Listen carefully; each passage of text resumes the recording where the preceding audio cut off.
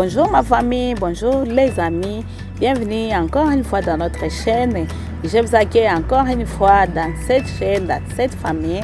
Aujourd'hui, on va faire les visites des New Development Sites et je vais vous expliquer quelque chose concernant comment avoir un parcelle ou construire une maison en Australie ou avoir acheter ou construire ta maison, qu'est-ce qu'il faut, quels sont les processus et les procédures, qu'est-ce que vous avez besoin d'avoir pour avoir une maison en Australie.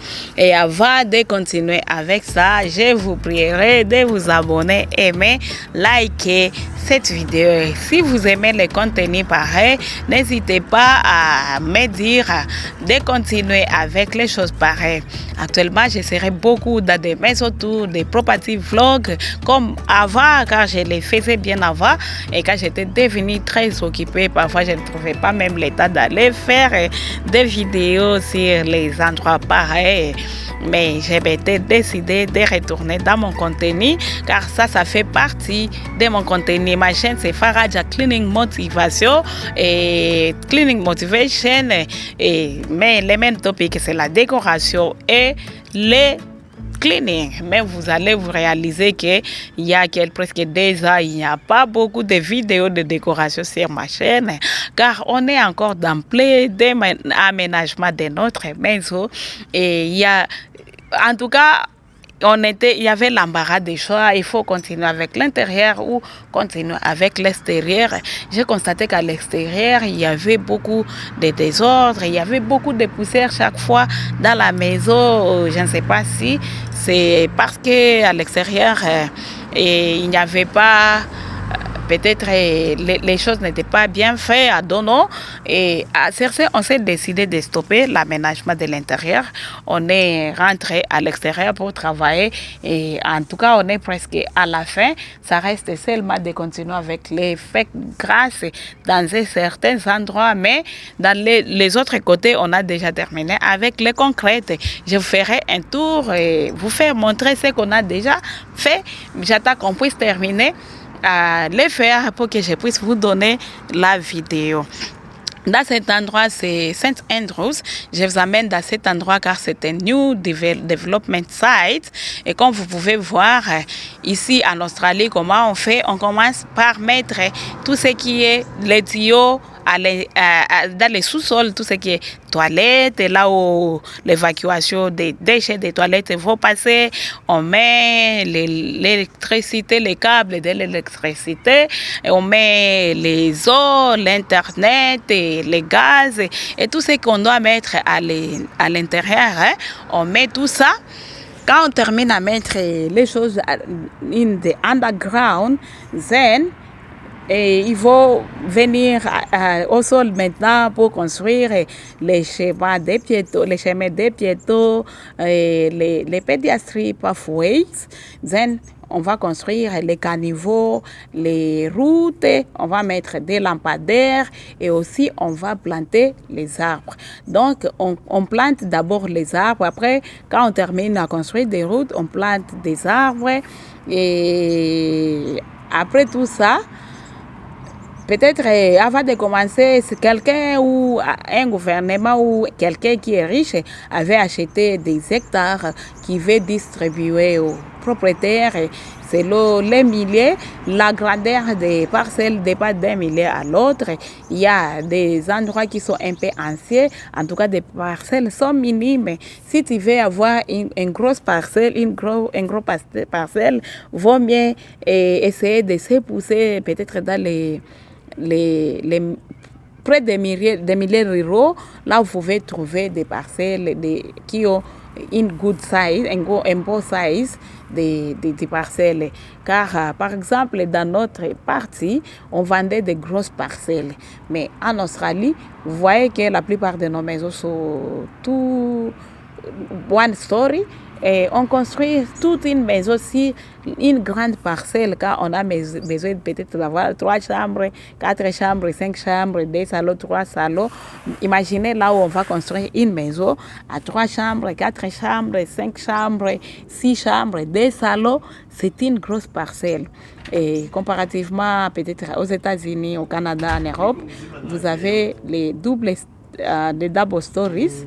Vous avez les double stories, et là, vous construisez une maison, il y a les salons en bas, les salles à manger, la cuisine, peut-être les bureaux, et le reste des chambres sera à haut. Mais ici en Australie, comme on construit une grosse maison sur une grosse parcelle, parfois il y a difficulté d'avoir un gros backyard. On a des petits backyards, mais si vous voulez avoir un gros backyard, soit acheter une ancienne maison, peut-être construite vers les années 1960, 1950. Là, vous pouvez avoir chance d'avoir un gros backyard, car avant, on construisait des petites maisons, mais avec les parcelles derrière. Je me souviens quand nous arrivons ici en Australie comme des réfugiés, on te met dans une maison transit de 3 à 6 mois. Après 3 mois, 6 mois, on te demande de chercher une maison. Après les transits, on avait occupé une maison de 3 chambres et une petite salon, et un salon à manger, une petite cuisine. Mais vous imaginez la parcelle qui était derrière était à peu près 500 mètres carrés. On se demandait pourquoi ces gens construisent une petite maison, mais ils gardent une grosse parcelle derrière. On ne parvenait pas à comprendre, mais c'est que les gens font actuellement. Les gens achètent ces maisons-là, ces anciennes maisons, ils détruisent la maison et construisent 2 à 3 maisons sur une même parcelle. Un autre jour, je ferai visiter des quartiers anciens qui sont en train de devenir de nouveaux endroits, car c'est que le gouvernement font, ces gens qui achètent des anciennes maisons, détruisent des maisons, construisent des nouvelles maisons. L'État va venir et détruire les chemins des piétons et les caniveaux. Ils vont construire des nouveaux chemins des piétons et des nouveaux caniveaux pour renew. Il faut renouveler les quartiers. Donc, c'est ce que les gens sont en train de faire. Et si aussi vous voulez une grosse parcelle, essayez de reculer un peu dans des endroits ruraux. Mais quand je vous dis des endroits ruraux, ce n'est pas même loin. Ce n'est pas loin. Quand on était venu vers 2016, la partie où nous occupons maintenant, c'était comme un milieu rural, car il y avait seulement des chats ici. Mais 3 ans plus tard, on a loti la partie et nous y sommes. Et je me souviens même une vidéo que je vous avais fait. L'endroit était tellement vide. Mais actuellement, dans cette vidéo, je vais vous faire un tour de notre quartier aussi. Vous allez trouver comment est-ce que la partie est déjà remplie. Il ne reste que 6 parcelles dans cet endroit. Car en Australie, les gens préfèrent construire les uniques maisons au lieu des appartements. En tout cas, beaucoup des Australiens ne sont pas fans des appartements. Chacun préfère construire sa propre maison de son choix. Maintenant, je suis dans un autre endroit appelé Ingovel.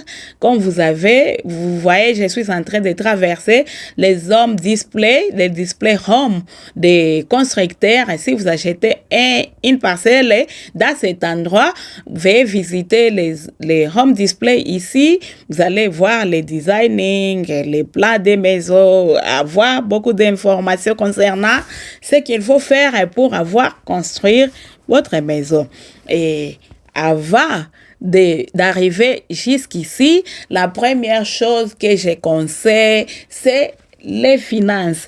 Mes chers amis, pour avoir une maison, la première chose primordiale, c'est d'avoir les finances, c'est-à-dire avoir de l'argent que tu mets de côté chaque mois, chaque 2 semaines, chaque semaine, selon tes moyens, selon le travail que tu fais, avoir de l'argent de côté.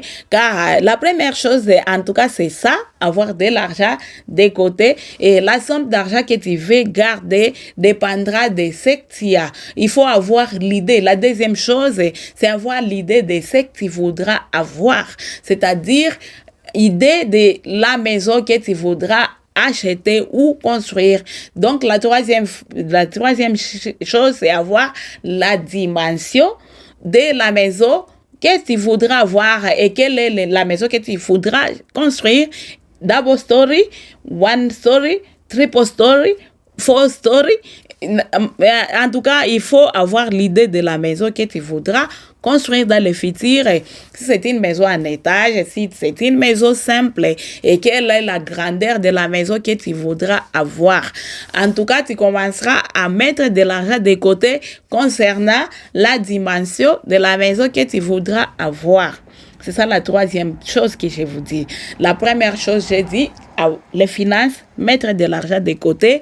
La deuxième chose, c'est avoir l'idée de la maison que tu voudras avoir.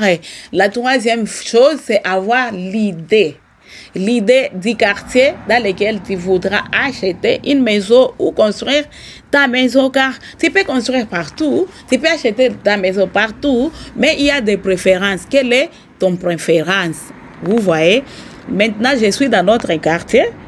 Et je me souviens, il y a une année, j'avais 2 ans. J'avais fait une vidéo. Cette place était vraiment vide. Mais comme je suis en train de marcher, comme vous allez voir que j'ai marché alors, et la partie est remplie. Il y a des maisons partout déjà. Et chacun travaille les devants comme il veut. Vous allez voir ce que mes voisins ont déjà accompli. On a fait aussi quelque chose chez nous. Même les derrière, on a déjà fait quelque chose. Mais je vous mettrai des vidéos dans les jours qui viennent. Alors, tu as l'idée de l'endroit que tu voudras avoir. Ça, c'est je pense que c'est les points 4. Cinquièmement, comme tu as déjà l'idée de la maison, l'idée du quartier, tu mets de l'argent de côté déjà. Et puis, une autre chose qui est très importante, c'est s'informer sur les prix, les price range. Quels sont les price range? Vous voyez, ce qui est cher, ce n'est pas le coût de la construction, mais le coût de la construction qui est cher, c'est les parcelles, la parcelle qui est chère, car le prix des parcelles dépend d'un endroit à un autre. Il y a les endroits qui sont chers, il y a les endroits qui sont moins, et il y a les endroits qui sont encore moins chers. Et les endroits qui sont souvent moins chers, ce sont les endroits qui sont un peu éloignés de là où nous sommes. C'est l'endroit qui est un peu éloigné. Là, tu peux avoir peut-être une grosse parcelle à moins cher. Car là-bas, on voit surtout des big size land. Et ça pourra être moins cher. Et aussi, il y a des anciens quartiers où tu peux trouver encore des parcelles moins chères. Peut-être la personne qui avait acheté une parcelle, qui construisait les parcelles il y a quelques 10 à 20 ans et se décide d'amorceler la partie là, elle peut vendre la parcelle à moins cher. Vous voyez? Mais il y a aussi un aspect qui fait que les parcelles sont toujours chères dans d'autres endroits. C'est une high demand. Il y a les demandes est très les demandes est très élevée plus que l'offre. Quand il y a l'offre est inférieure à la demande, les parcelles vont être très chères. Et ça, c'est pour les parcelles et c'est pour aussi les parcelles et c'est pour aussi les maisons aussi à construire. Les maisons qui sont tout près de la ville, hein? The houses which are close to the cities are always expensive. Les maisons qui sont près de l'aéroport sont toujours chères. Il y a les endroits qui sont concentrés, il y a les gens qui veulent vivre tout près de 20 minutes, peut-être 10 minutes, 15 minutes du centre-ville. Dans ces endroits, ces maisons sont toujours chères. Il y a les endroits aussi qui sont peut-être mal réputés et on dit il y a les banditismes là-bas, il y a ces endroits pareils sont toujours moins cher. En tout cas, il faut se renseigner sur les prix, sur les endroits qui sont peut-être calmes, là où il y a la sécurité. Bon, surtout l'Australie, il n'y a pas l'insécurité, il n'y a pas beaucoup de désordre. Par exemple, des tueries, des vols, comme je constate aux États-Unis ou en Europe, mais ici, les gens sont un peu calmes comparativement aux États-Unis ou en Europe, car je m'informe concernant ce qui se passe partout. Ici, en Australie, les gens ils sont encore calmes. Il n'y a pas encore beaucoup de désordre ici. Vous vous êtes informé sur les prix des parcelles, sur les sizes de la maison, sur les quartiers dans lesquels tu voudras vivre, sur la maison dans laquelle la maison que tu voudras avoir. Tu as aussi de l'argent de côté. Et comme tu es à ce niveau-là, et tu passeras maintenant à la recherche des parcelles. Je pense que ça sera le 6e point.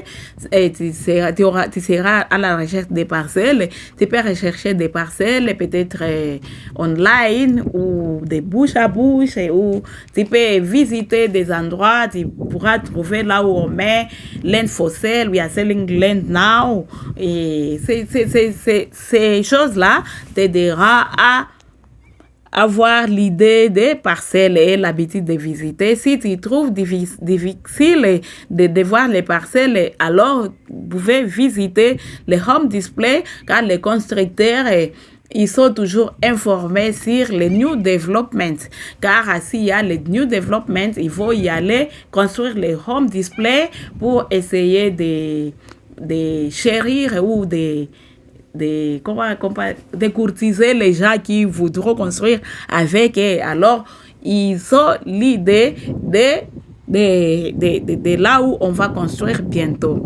Je suis dans mon quartier, vous me voyez, j'étais en train de marcher seulement depuis ma maison jusqu'ici. Dans notre quartier, on a ces stations pétrole. On a 3 stations pétrole qui sont un peu proches, mais ça, c'est les plus proches. Et puis, on a ces buanderies publiques. Je me souvenais, quand je lavais les habits à la main, je ne savais pas si on avait les buanderies publiques juste derrière ma maison. 3 minutes, 4 minutes de marcher pour arriver là. Même ce sont mes enfants qui m'avaient dit pourquoi tu continues à laver les habits à la main. On a les laundry to behind our house. Then I said, oh, I never see it. Les enfants m'ont amené. J'ai trouvé que j'ai continué à laver mes habits dans les buanderies publiques jusqu'à ce que j'avais acheté la machine. Et autre chose qu'on a, ces petites maisons-là commerciales qu'on a construites, car on veut développer vraiment notre quartier. On a construit ces maisons que vous pouvez occuper peut-être un bureau, un salon de coiffure, un African shop, au restaurant. En tout cas, il y a beaucoup de choses, mais la plupart des gens qui ont occupé ça, j'ai des salons, il y a des salons là-bas, il y a les pizzerias, il y a les petits restaurants, surtout les asiatiques qui occupent les maisons là, ils vendent des nourritures. Il y a aussi smoke mat pour les gens qui fument. On va aussi des cigarettes quelque part. Et ce qui ne manque pas dans nos quartiers, c'est les playgrounds. Notre closest playground is this one. Et c'est très gros car ça a 3 parties presque. Il y a la partie que vous voyez ici. On peut jouer au football, au cricket, au rugby, toutes les choses. On peut jouer dans cet endroit. Et la partie que je suis en train de vous montrer là, c'est notre parc pour les enfants, car c'est ce qui ne manque pas dans les new development. Si tu veux acheter une maison, vous informez-vous si dans les quartiers vous avez les closest park. Et autre chose que vous devrez vous informer, et si vous avez peut-être une station pétrole qui est proche, car il peut y avoir que tu n'as pas de pétrole, il faut avoir des closest petrol stations.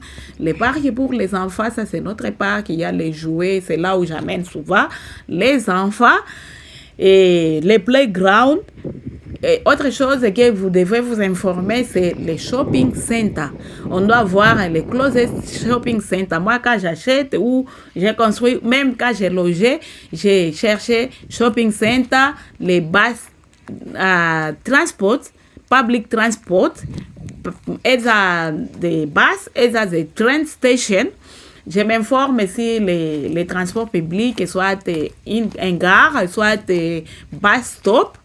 Et dans cet endroit, dans notre quartier, on a, derrière ma maison, il y a un bus stop. Et les train stations, ça peut être peut-être à 3 à 4 minutes. De chez moi, on a un train station, les gares. On a une gare. Et l'endroit où on joue au cricket, c'est le KG là, c'est là où on joue au cricket. Et il y a aussi l'endroit réservé au basket pour... Depuis que j'étais déménagée, ici, je n'ai pas encore joué au basket.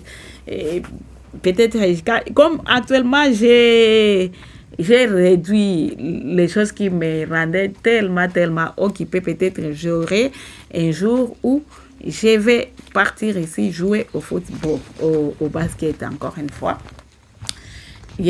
J'ai dit, informez-vous s'il y a un proche parc pour les enfants. Informez-vous si les bus au train station. Informez-vous sur les petrol stations. Informez-vous sur les shopping centers. Dans notre quartier ici, on a un shopping center, mais le shopping center est tellement cher. L'autre côté du terrain, j'ai commencé par les devants, ça c'est les derrière.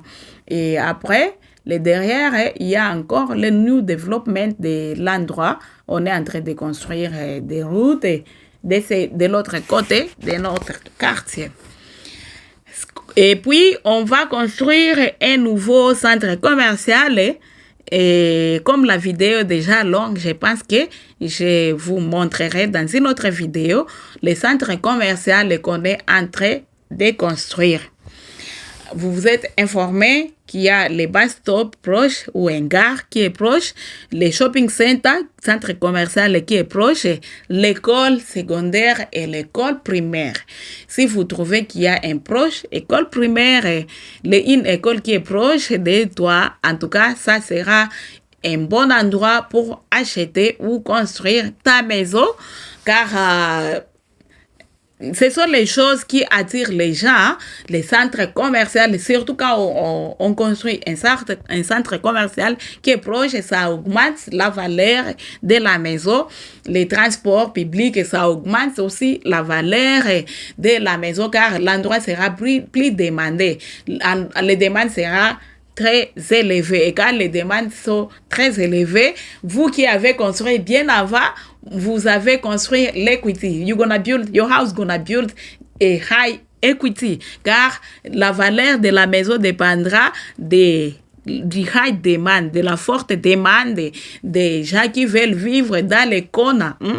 Avant de continuer sur ce que les banques font, et je continue avec les conseils, j'ai dit il faut avoir clean account et de l'argent de côté et le travail, un bon boulot qui te permettra de rembourser. Mais aussi le plus important, c'est de réduire les dépenses, réduire vos dépenses et regardez comment est-ce que tu dépenses, par exemple, pour envoyer, pour soutenir nos familles en Afrique, comment tu dépenses pour les restaurants, pour les habits nouveaux, qu'est-ce que tu dépenses pour le voyage, qu'est-ce que tu dépenses pour les loisirs, qu'est-ce que tu dépenses pour ça. Et selon moi, à ce niveau-là, si tu te réalises que tu as vraiment besoin de la maison ou du parcelle et que ça voyager, acheter les habits, acheter ou aller au restaurant, tout ça, célébrer des anniversaires, c'est comme si ce sont des besoins qui sont secondaires. Tu peux ou ne pas les faire et tu continueras à vivre. Et à ce moment-là, à ce niveau-là, c'est mieux de supprimer d'abord, pas de supprimer, mais de réduire d'abord ou stopper certaines dépenses, certaines choses, diminuer seulement les dépenses. Et si tu termines 2-3 ans sans acheter les habits, je pense que tu ne mourras pas car tu as beaucoup d'habits d'abord. D'ailleurs, tu as porté il y a 3 ans, il y a 2 ans et tu ne portes plus. Tu peux rentrer dans ton closet, dans tes garde-robes pour regarder les habits que tu avais portés longtemps et tu ne portais pas. Tu peux encore les porter et ça va continuer car les habits nous portent beaucoup d'argent, dépensent beaucoup d'argent pour les habits. Pour les célébrations des anniversaires, ça ne suffit pas d'inviter toute l'église ou toute une communauté ou un quartier pour célébrer seulement l'anniversaire, dépenser de l'argent pour fêter ou faire ceci. Ben oui, c'est bien, mais si tu poursuis quelque chose, d'abord, stopper des dépenses pareilles. Tu peux célébrer l'anniversaire à ta maison en famille, peut-être toi avec tes enfants, et tu prépares peut-être toi-même un gâteau ou tu achètes un moins cher one, les enfants vont chanter pour toi, ou tu peux te limiter seulement à poster ta photo sur social media. Quand j'ai poursuivi la maison, je me limitais seulement à ça. Poster ma photo, mon mari postait ma photo, et je vais profiter de l'anniversaire qu'on célèbre dans notre église chaque fin du mois. Et ça m'aidait énormément. Et diminuer l'argent que tu dépenses pour envoyer en Afrique. Je ne te dis pas de ne pas envoyer, de ne pas supporter la famille. Mais si, par exemple, tu viens d'une grosse famille comme moi, je viens d'une famille de 10 enfants et tous sont mariés, c'est seulement notre cadette qui va se marier cette année-ci. Mais tous les 9, nous sommes mariés, chacun à sa maison, avec sa famille. Imaginez supporter 10 familles. Combien ça pourra t'écouter peut-être par an. Et pour moi, j'ai classifié, j'ai vu que ce que je peux continuer à supporter peut-être mes parents, car mon père est passionné déjà, il ne travaille plus. Et ma belle-mère aussi est veuve et elle ne travaille plus convenablement dû à son âge. Alors, je supporte ça, mais mes sœurs, mes frères, mes beaux-frères, mes belles-sœurs, je ne vous dis pas que je peux supporter tout le monde, mais il y a ceux qui j'ai boosté, ceux qui sont à mesure de faire quelque chose, une activité quelque part, on les booste. Peut-être, par exemple, acheter une moto, peut-être donner le capital à quelqu'un ou faire... On peut se limiter à supporter de grandes choses. Un mariage, un deuil, la maladie, mais pas payer les loyers pour quelqu'un, pas payer la scolarité pour ses enfants, pas payer pour la célébration de l'anniversaire. Moi-même, je ne célèbre pas l'anniversaire. Mon anniversaire est pour réduire les dépenses. Mais tu vas voir quelqu'un. I just want to remind you that my birthday gonna be next month. I need you to support me for that. I'm gonna tell you, no, I can't do that because myself, I'm not spending that much for my own happy birthday. You can make your own cake or buy the cheapest one and wear your old clothes. It's enough for you. I don't have to support you to send money 200, 300 only for happy birthday celebration. No. Yeah, juste diminuer les dépenses, et ça aide énormément. Et si tu vas voir que tu reçois, tu as capté quelques argent dans les dépenses d'achat des habits, des souliers, dans les dépenses des voyages, des loisirs, des restaurants, je vous dis, ma sœur ou mon frère, tu vas gagner quelques pourcentages, quelques sommes, tu vas gagner quelques sommes dans la réduction de vos dépenses. Et si tu as tout ça, alors à ce niveau-là, tu peux alors commencer à chercher de nouvelles parcelles. Et c'est bien de chercher des parcelles dans un tout nouveau développement, car tous les tout nouveaux développements, on commence par des grosses size, big size land. First stage, second stage, stage 1 or stage 2, they normally big size land. maybe the stage 3, they're gonna start mixing some big, some smaller. Vers 4e stage, it's gonna be small length. Vous voyez, il faut avoir l'idée de chercher dans les tout nouveaux développements, car là-bas, il y aura des gros parcelles par rapport aux anciens. Ici, je pouvais avoir une grosse parcelle, grosse que ça, car tous mes voisins ont des grosses size land. Et ça aussi, c'était les grosses size land. Mais nous, on n'a pas voulu prendre un mortgage, expensive mortgage. Peut-être, je n'ai pas voulu prendre un mortgage qui est très cher, car on a voulu avoir l'equity rapide de notre maison, car ça c'est notre première maison. Ce n'est pas this is not my dream house, but our first mortgage, on n'a pas voulu avoir des expensive one. La dernière chose que vous devrez vous informer, c'est repayment.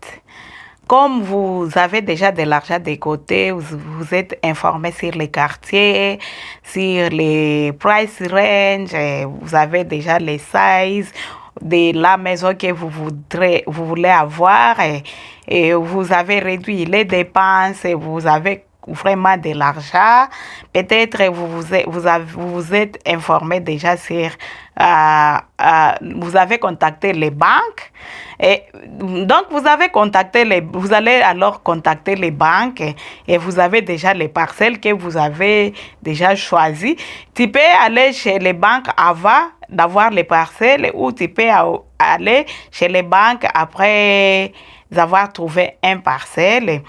Mais c'est mieux d'aller d'abord aux banques. Les banques vont te demander de chercher une maison ou les parcelles que tu veux construire. Et les banques vont te demander le montant de la maison à quelle valeur que tu voudras construire. Puis, les banques vont étudier ton compte pendant 3 mois pour regarder comment est-ce que tu mets de l'argent de côté. Et puis, dans ces 3 mois, il faut observer les entrées et les sorties. Si tu as l'habitude de mettre de l'argent de côté et tu touches encore, ça c'est très risquant. Quand tu décides d'avoir une maison et l'habitude de mettre de l'argent de côté et n'y touche pas. Car les banques vont te demander, par exemple, de mettre de côté $1,000 et $2,000 par mois. Par exemple, en notre cas, on nous a demandé de mettre au moins $2,000 par mois dans notre compte sans y toucher. Si tu mets cet argent-là, même si tu as un problème, si tu y touches une fois seulement, on va reculer le processus de prêt. Alors, si tu as vraiment envie d'avoir ces prêts-là, veuillez ne pas toucher là-bas, car l'argent qu'on va te demander de mettre de côté, c'est après avoir calculé tes dépenses, c'est après avoir calculé qu'est-ce que tu consommes pour la nourriture et pour le pétrole, qu'est-ce que tu paies. En tout cas, les dépenses primaires, et ce qui reste, c'est ce que tu vas mettre de côté. Et à ce moment-là, pendant 3 mois, en tout cas, il faut avoir l'habitude d'être une personne qui va résister. OK? Maintenant, je vous montre comment a été notre partie. C'est la construction. Ça, c'est la construction de notre propre maison, car on avait déjà fait tout ce que j'étais en train de vous dire. On avait choisi, tout ce que je vous dis, c'est ce qu'on avait fait, et on n'a pas hésité à nous donner les prêts pour notre maison. Vous voyez la construction, comment a été. En tout cas, dans plusieurs de mes vidéos, je vais vous faire retourner ces vidéos, car ça fait partie de l'histoire et ça fait partie de ce que je suis en train de conseiller à quelqu'un, ou je suis en Australie, mais je sais que le processus c'est le même partout, même en Europe, même aux États-Unis, même au Canada, même quelque part en Afrique. Par exemple, au Kenya, en Afrique du Sud, on donne aussi les mortgages. Au Congo, chez nous à l'Est, on construit cash, cash, kanyamba. Mais je ne sais pas à qui, ne sais comment, mais chez nous, à l'Est, on construit cash. Yeah. D'ailleurs, on est en train de construire notre maison à Goma et on est en train de payer cash. Et tout ça, ça a fait retarder notre aménagement ici à l'intérieur quand on faisait des grands projets à la fois. On construisait une maison ici et on construisait une autre maison à Goma. La maison là de l'Afrique n'est pas encore prête et car même la guerre et aussi les circonstances vitaux qu'on a traversé ici, ça fait retourner, ça fait retarder ces projets-là, mais ça se trouve au niveau de l'Into. On était en train de, je ne sais pas comment on dit, je ne sais pas si c'est le coffrage, je ne sais pas les termes de constructeur, hein, mais on arrive dans les lèvres là où on veut. In Swahili, on dit kusuka dale. On est en train de faire à béton pour couler les dalles. C'est là où on arrive. Mais on a stoppé, on attend que la guerre puisse se terminer pour continuer la construction. Peut-être, je vous partagerai aussi ces projets. Car on ne peut pas se limiter seulement ici, car je ne sais pas si on continuera à vivre. Peut-être on rentrera chez nous. Et c'est ça, c'est ce qu'on fait. Et voici ma maison, comment a été. Tout ce que je vous dis, du zéro jusqu'au niveau que vous voyez, c'était la même chose. On a respecté tout ce que j'étais en train de vous conseiller. J'espère que cette vidéo vous a plu, car j'aurai beaucoup de contenu concernant tout ça, car ce sont les choses que les gens ont souvent demandé. Est-ce que vivre en Australie c'est facile? Est-ce que vivre aux États-Unis c'est facile? Comment est-ce que vous vivez là-bas? Dans des vidéos qui viennent, je vous expliquerai tout ça et enlever un peu de confusion. Déjà, surtout qui vit aux États-Unis, pense qu'en Australie, les gens ne travaillent pas. On bosse, on bosse, je vous dis. Les maris partent, la maman rentre. Quand les maris partent, la maman rentre. Quand la maman rentre, les maris partent. Certains travaillent la nuit, certains travaillent pendant la journée. Il y a des jours qu'on travaille tous pendant la journée, comme nos enfants tous partent de l'école. Il y a des jours qu'on travaille tous la nuit et la journée. Il y a les jours que je travaille la nuit. Il y a les jours que mon mari travaille la journée. Mais depuis que j'avais commencé mon travail là de nettoyage, et en tout cas, je n'ai pas, je ne travaille plus la nuit, mais ok, allons-y voir. Vous voyez comment ma maison était terminée. Yeah. Je pense que vous voyez la voiture vers là. J'ai fait un accident le 28 décembre 2024 et la voiture était vraiment abîmée.